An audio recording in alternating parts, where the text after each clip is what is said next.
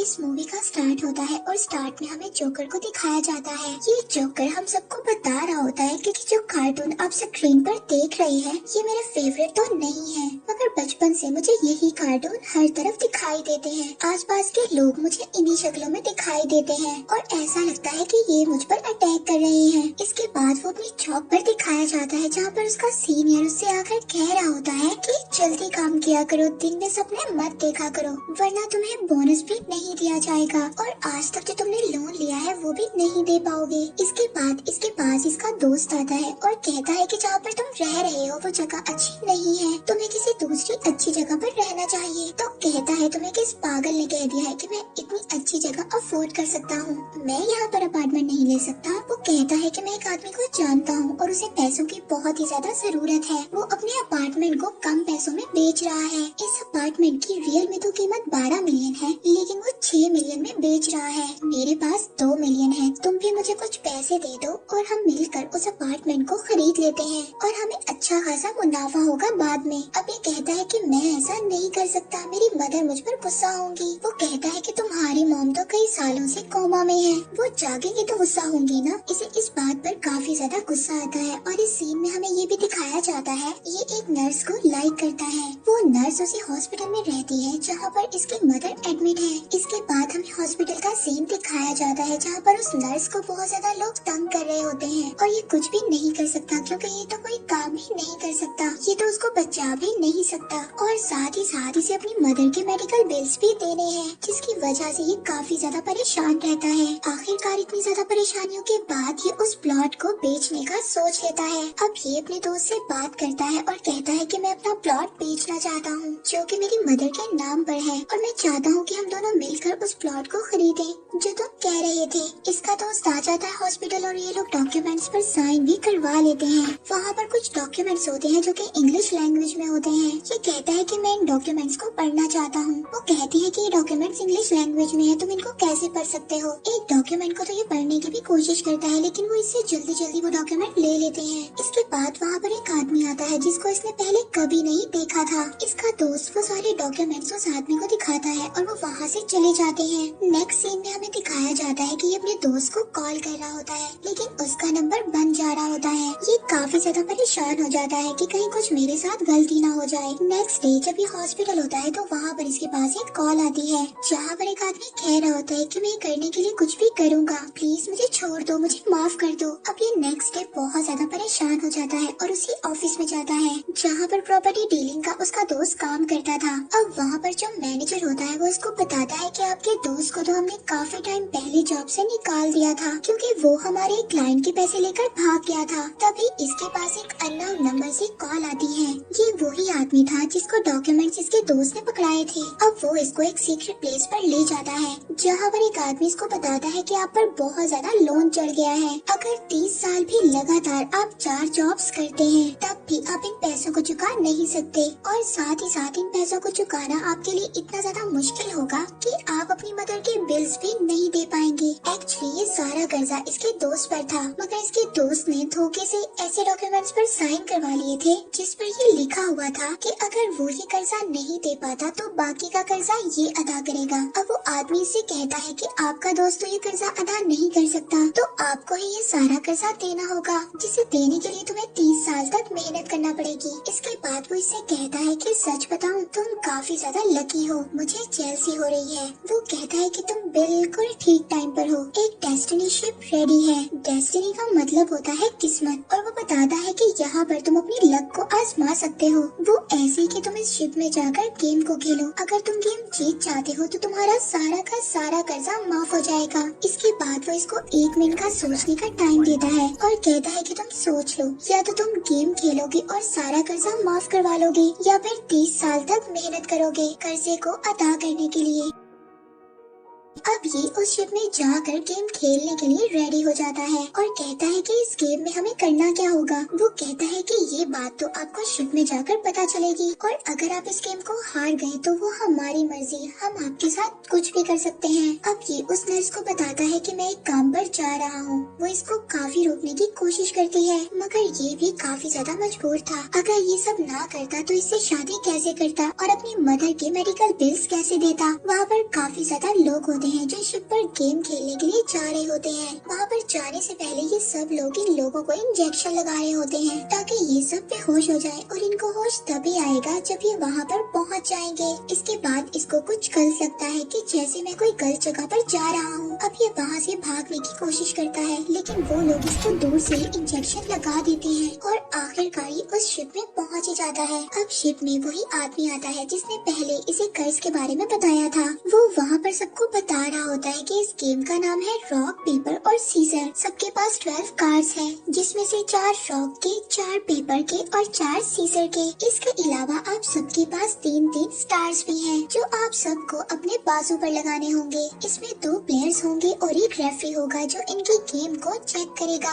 अब इस गेम को समझने के लिए कुछ रूल्स आपको भी पता होने चाहिए। वो ये है कि जिसके पास सीजर होगा उसका कार्ड पेपर वाले पर भारी होगा क्योंकि सीजर पेपर को काट सकती है। और इसी तरह सेकंड कंडीशन में आप लोगों को समझना होगा कि जिसके पास सीजर है और दूसरे के पास रॉक है तो रॉक पर सीजर वाले पर भारी पड़ेगा। तो यहाँ पर रॉक वाला जीतेगा क्योंकि रॉक तो सीजर को भी तोड़ सकती है। और अब चले इसकी थर्ड और लास्ट कंडीशन भी समझ लेते हैं। वो ये है कि अगर एक के पास हो पेपर और दूसरे के पास हो रॉक तो कौन जीतेगा। इसमें पेपर वाला जीत जाएगा क्योंकि पेपर तो रॉक को भी रैप कर देता है। जो जीतेगा उसको एक स्टार मिल जाएगा और साथ ही उसका कार्ड डिपॉजिट कर लिया जाएगा वहाँ पर पड़े बॉक्स में। अब ये आदमी इनको ये भी बताता है कि अगर आप लोगों को लास्ट में जीतना है तो आप लोगों के पास 3 स्टार्स होने चाहिए और साथ ही साथ आपके सारे कार्ड डिपॉजिट्स भी हो चुके हों जिसमें सारे कार्ड्स खेल लिए हों। इसके बाद ही आप यहाँ से जिंदा बचकर निकल सकते हैं, अदरवाइज आपके साथ कुछ ऐसा होगा कि आप सोच भी नहीं सकते।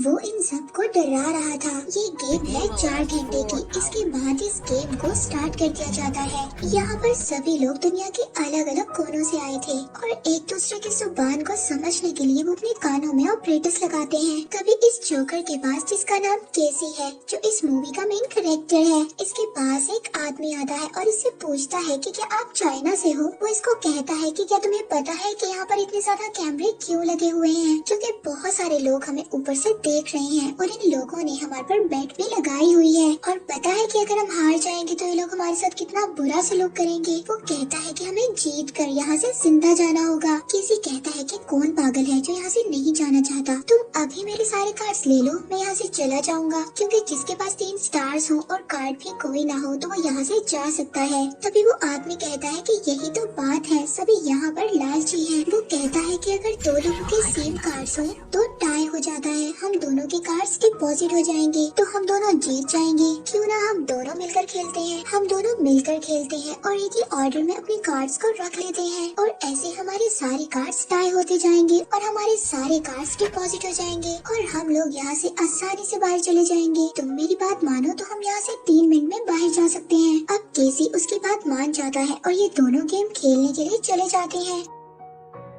स्टार्ट में तो केसी जो कार्ड रखता है वो ही कार्ड वो आदमी रखता है और जब लास्ट कार्ड आता है तो केसी कुछ और रखता है और वो आदमी कुछ और रखता है और वो आदमी जीत जाता है। इस तरह से वो केसी का एक स्टार वो बंदा ले लेता है क्योंकि हारने वाले का स्टार जीतने वाले को दे दिया जाता है। वो केसी से कहता है कि यार मुझसे गलती हो गई, मैंने कार्ड्स की अलग अरेंजमेंट रख दी थी, लेकिन अब जब हम खेलेंगे ना तो तुम सीजर रख देना और मैं पेपर रख दूंगा और इस तरह से तुम जीत जाओगे और ये तुम्हारा स्टार तुम्हें वापस मिल जाएगा। अब केसी दोबारा से इसकी बातों में आ जाता है और ये दोनों दोबारा से गेम खेलना शुरू कर देते हैं और एंड पे उसके कहने के मुताबिक ये सीजर ही रखता है और उस आदमी ने तो पेपर रखना था लेकिन वो रख देता है रॉक और वो दोबारा से जीत जाता है और केसी का दूसरा स्टार भी उसको दे दिया जाता है। यानी कि उस आदमी ने फिर से केसी को धोखा दे दिया था। केसी कहता है कि ये चीटर है लेकिन कोई भी आदमी उसकी बात नहीं सुनता। वो कहता है कि तुम्हें पता नहीं है कि जिस आदमी ने रोज रूल्स बताए थे उसने ये बात बताई थी कि आप गेम को जैसे मर्जी खेल सकते हैं, और उसने ये तो नहीं कहा था कि कोई भी चीटिंग नहीं कर सकता। ये एनिमल वर्ल्ड है, हम अपने फायदे के लिए कुछ भी कर सकते हैं। अब केसी काफी ज्यादा परेशान हो जाता है और उसको उसका वही दोस्त मिलता है जिसने उसको धोखा दिया था। केसी उसको मारने लगता है और कहता है कि तुम यहाँ क्या कर रहे हो। वो कहता है कि मैं यहाँ अपनी लक को ट्राई करने के लिए आया हूँ। वो कहता है कि मैं चाहता हूँ कि तुम्हारा अपार्टमेंट में वापस ले लूँ, और वो ये भी बताता है कि अगर हम ना जीते तो ये लोग हमारे साथ बहुत ही ज्यादा बुरा करेंगे। उसे ग्लास वॉल के पीछे खड़े लोग दिखाता है और कहता है कि अगर हम एलिमिनेट हो गए तो ये लोग हमें यहाँ पर भेज देंगे, और 10 मिनट तक हमने अगर इनको कोई कीमती चीज ना दी तो ये हमें बाहर नहीं निकालेंगे। इसके बाद हमें बेसमेंट में भेज दिया जाएगा जहाँ पर हमारे ऊपर अलग अलग तरह से टेस्ट होंगे, जैसे कि लैब में रैट्स पर होते हैं। अब केसी कहता है कि तुम्हें ये सब बातें कैसे पता है। वो कहता है कि मेरा एक फ्रेंड था, उसे भी वहाँ पर भेज दिया गया था और उसी ने मुझे ये सब कुछ बताया है। केसी उससे पूछता है कि तुमने इस कंपनी से लोन क्यों लिया था। तो वो कहता है कि मैंने एक अपार्टमेंट लिया था किराए पे,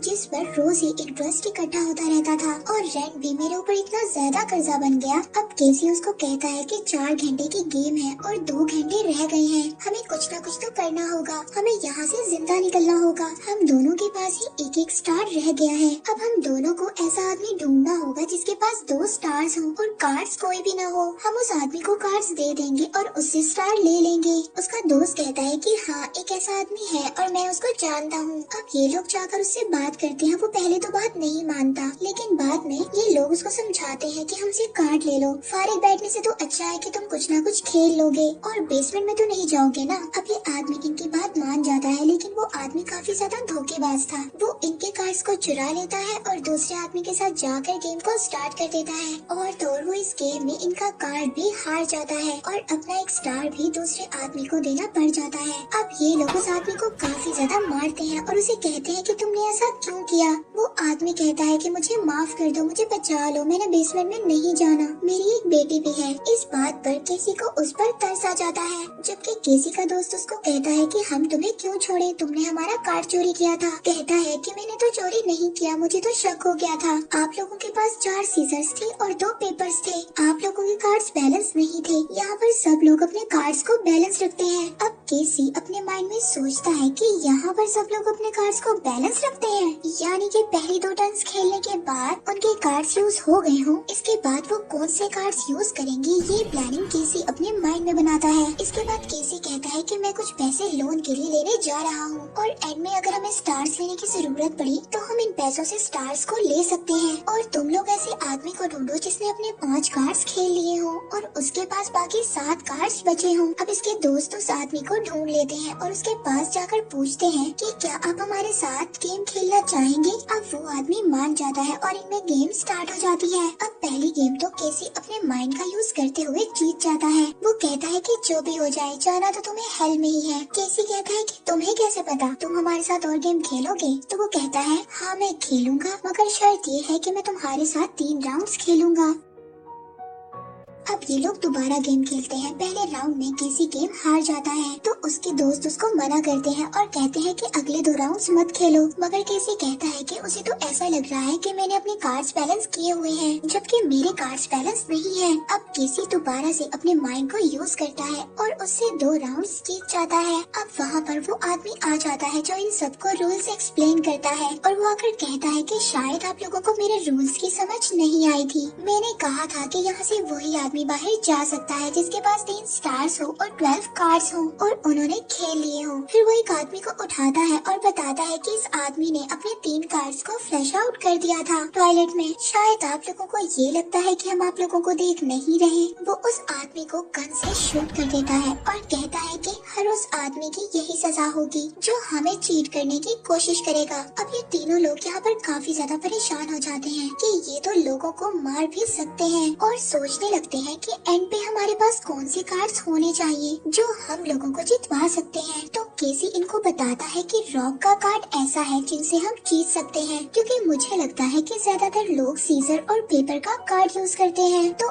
एंड पर पेपर्स के कार्ड खत्म हो जाएंगे तो हम रॉक का कार्ड यूज करेंगे और आगे किसी के पास पेपर का कार्ड नहीं होगा हमें डिफीट करने के लिए, और इस तरह हम जीत जाएंगे। अब जो पैसे इन्होंने लोन लिए थे वो लोगों को देकर इनको कहते हैं कि वो इनके लिए रॉक्स के कार्ड को इकट्ठा करें। अब इन लोगों के पास 30 रॉक्स के कार्ड हो जाते हैं, 2 सीजर के और 4 पेपर के कार्ड्स हो जाते हैं। अब ये अपने दोस्तों से कहता है कि तुमने ध्यान रखना है, आहिस्ता आहिस्ता पेपर के कार्ड्स खत्म हो रहे होंगे। जब तुम्हें लगे कि पेपर्स के कार्ड खत्म होने लगे हैं तो तब हमारी टर्न आएगी और हम रॉक के कार्ड को लेकर मैदान में उतरेंगे। दूसरी तरफ ग्लासेस वाला दोस्त किसी से पूछता है कि जब भी मैं तुम्हारे से 8 बर्थडे के बारे में पूछता हूँ तो मुझे बताते नहीं हो कि आखिर क्या हुआ था तुम्हारी बर्थडे पर। केसी बताता है कि मेरी 8 बर्थडे पर मेरी मदर और मेरे फादर को लोगों ने मार दिया था और टीवी पर वो कार्टून्स चल रहे थे कि जब भी मैं परेशान होता हूँ मुझे आसपास दिखाई देते हैं। तभी इनका मोटा दोस्त इनके पास आता है और कहता है कि तुमने तो कहा था कि पेपर के कार्ड्स खत्म हो जाएंगे, लेकिन यहाँ पर तो उल्टा चल रहा है, सीजर्स वाले कार्ड खत्म हो रहे हैं। अब इनका प्लान उल्टा चल रहा था।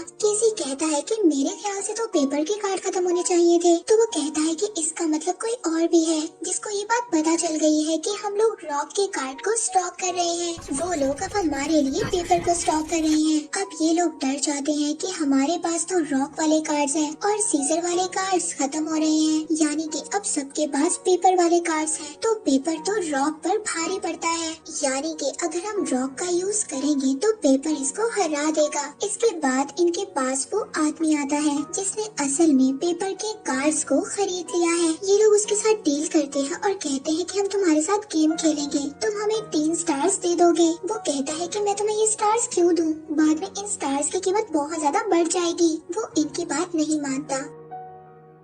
इसके बाद ये लोग डिसाइड करते हैं कि एक राउंड में एक ही स्टार मिलेगा।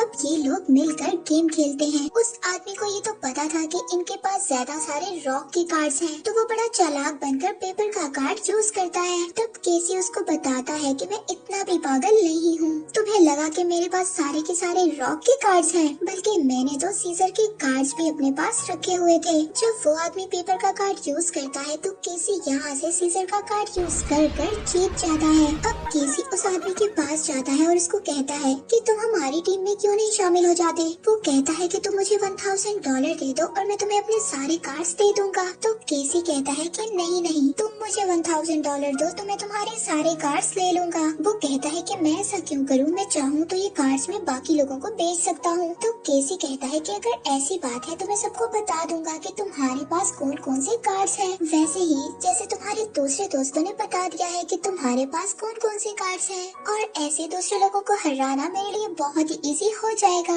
अब ये आदमी ब्लैकमेल हो जाता है, किसी को पैसे भी दे देता है और अपने कार्ड्स भी दे देता है। वो किसी को सारे पेपर वाले कार्ड्स दे देता है। अब किसी के पास रॉक्स के कार्ड्स भी थे जो इन्होंने पहले जमा किए थे और पेपर के कार्ड्स भी थे। तभी इनके पास वो आदमी आता है जिसने केसी को पहले चीट किया था। वो कहता है कि इंटरेस्टिंग, पहले तुम रॉक को जोड़ रहे थे, अब तुम पेपर को जोड़ रहे हो, मगर एक बात बताओ, इन कार्ड्स को जोड़ने का कोई भी फायदा नहीं है। पहले भी कई सारे लोगों ने ऐसा किया था मगर वो जीत नहीं पाए और एंड में उन्हें जेल में जाना पड़ा। वो केसी से कहता है कि तुम मुझे 5 कार्ड्स दे दो, मैं तुम्हें 1 स्टार दे दूंगा और एंड में तुम ये स्टार यूज कर सकते हो खुद को बचाने के लिए। अब केसी उसकी बात नहीं मानता। वो उसको कहता है कि तुम्हें पता है अगर तुम हार गए तो तुम्हारे साथ क्या होगा। ये लोग इंसानों पर जेनेटिक एक्सपेरिमेंट करते हैं। अगर तुम्हारे पास ये स्टार ना हुआ खुद को बचाने के लिए तो तुम क्या करोगे। और वो इतना ज्यादा डरावना होता है कि इससे अच्छा तो बंदा मर ही जाए। फिर भी केसी उसका स्टार नहीं लेता। अब उनके पास रॉक भी थे, पेपर भी थे और सीजर भी थी।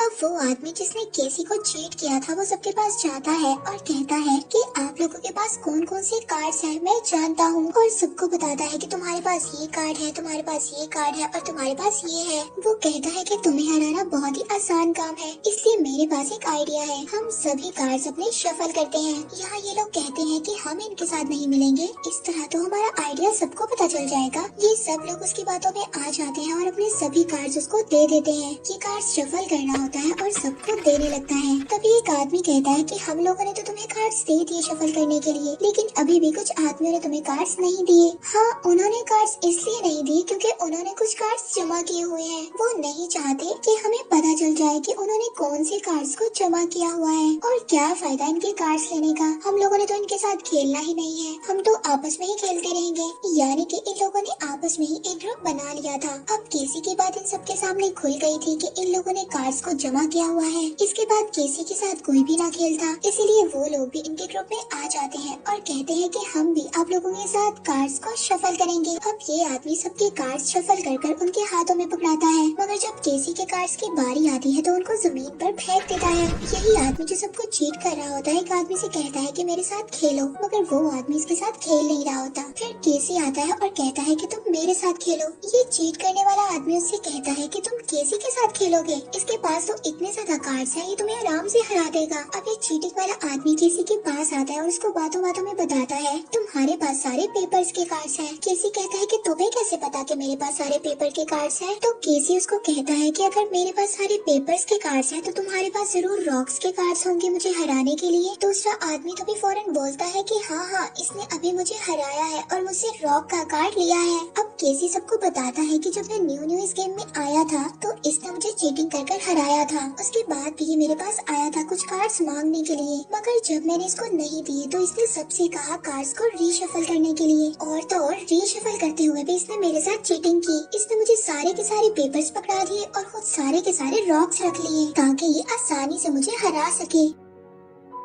वो कहता है कि मैं ऐसा क्यों करूँगा, जब मैंने सबको कार्ड्स दिए थे तो सबको पता है कि मैंने कार्ड्स को उल्टा रखा हुआ था। और अगर ऐसा हुआ भी है कि मैंने सभी कार्ड्स रॉक के रख लिए हैं तो मुझे क्या पता कि किस किस के पास सीजर के कार्ड्स हैं। अब सीजर वाला रॉक्स वाले को हरा भी तो सकता है। तभी केसी कहता है कि हो सकता है कि तुमने सीजर वाले कार्ड्स पर कोई ना कोई निशानी लगा ली हो। अब वो बंदा जिसके पास सीजर वाला कार्ड होता है वो अपने कार्ड को देखता है तो उसके कार्ड पर निशानी लगी होती है और यहाँ पर सबको पता चल जाता है कि इस आदमी ने रिशफलिंग के दौरान सबसे चीटिंग की है। अब ये आदमी किसी के कान में कहता है ऐसे तो तुम सबको बता रहे हो कि किसके पास कौन कौन सा कार्ड है, तो ये लोग हमारे साथ कैसे खेलेंगे? केसी कहता है कि मैं तुम्हारे साथ गेम खेलूंगा और हम इस गेम को ब्लाइंड ही खेलेंगे। मैं अपने सभी कार्ड्स को नीचे उल्टा कर रख दूंगा और फिर जो तुम कहोगे मैं उसी कार्ड को उठाऊंगा। अब ये तो किसी के साथ ऐसी ब्लाइंडली गेम नहीं खेलता, पर बाकी लोग ये गेम इसके साथ खेलते हैं। अब इस आदमी के साथ तो कोई भी गेम नहीं खेलता, मगर केसी के साथ सभी लोग गेम खेलते हैं और इसके साथ उनके जीतने के चांसेस ज्यादा थे।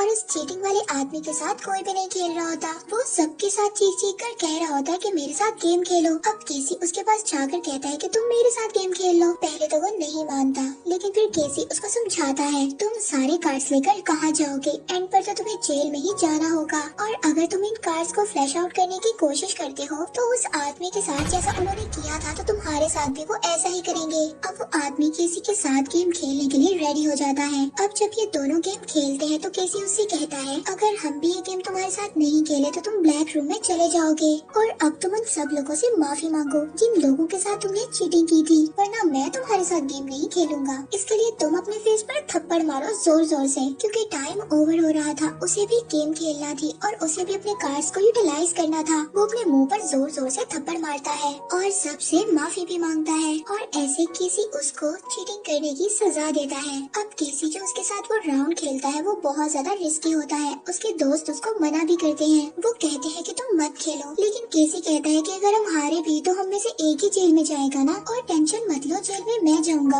और तुम लोगों के पास जो पैसे हैं वो देकर मुझे जेल से बाहर निकलवा लेना। फिर केसी के दोस्त मान जाते हैं और ये सब गेम खेलने लगते हैं। अब गेम में ऐसे ही होता है, केसी के दोनों दोस्त तो बच जाते हैं और केसी को जेल में भेज दिया जाता है। अब केसी को टेंशन नहीं थी, वो जानता था कि उसके दोस्त पैसों को इस्तेमाल कर कर उसको बचा लेंगे। अब इनमें से एक दोस्त आता है इसको बाहर निकालने के लिए, मगर तभी जो इसका मोटा दोस्त है वो ग्लासेस वाले दोस्त से कहता है कि अगर हम स्टार्स बेचते हैं तो इसकी बहुत ज्यादा कीमत होगी और साथ ही साथ हम इन पैसों का भी कुछ ना कुछ कर सकते हैं। यानी कि वो दूसरे दोस्त को लालच दे रहा था। केसी जो जेल में होता है वो उनको कहता है कि मेरी बात सुनो, मुझे बचाओ। वो कहता है कि मैंने तुम लोगों के लिए क्या कुछ नहीं किया और अब तुम लोग मुझे धोखा दे रहे हो। अब उन दोनों दोस्तों को लालच आ जाता है और वो उसको जेल में छोड़कर चले जाते हैं। अब वहाँ पर किसी के पास एक और आदमी होता है जिसको रिहा करवाने के लिए दो लोग आते हैं। अब उस आदमी की कमर पर काफी ज्यादा बैंडेज लगे हुए थे। वो जब बाहर जाता है तो उसके दोस्त पूछते हैं कि तुम्हारे बैंडेज कहाँ हैं? मूवी में इंटरेस्टिंग सीन तो तब आता है जब उनको पता चलता है कि वो बैंडेज केसी ने ले लिया है और उन बैंडेजेस में बहुत ज्यादा हीरे थे। अब इसके दोस्त उस आदमी से कहते हैं कि हमें उस आदमी को भी रिहा करवाना होगा, क्योंकि केसी के पास वो हीरे थे। जाते हुए केसी को एक बूढ़ा आदमी कहता है कि मेरा बेटा बाहर होता है, तुम उसको कॉल करना और उससे कहना कि बहुत महंगी महंगी दवाइयाँ अपने लिए खरीदे और खुद को ठीक कर ले। इसके बाद केसी बाहर आ जाता है और अपने दोस्त नुमा दुश्मनों से पैसे ले लेता है जो कि इसने अपनी मेहनत से लिए थे।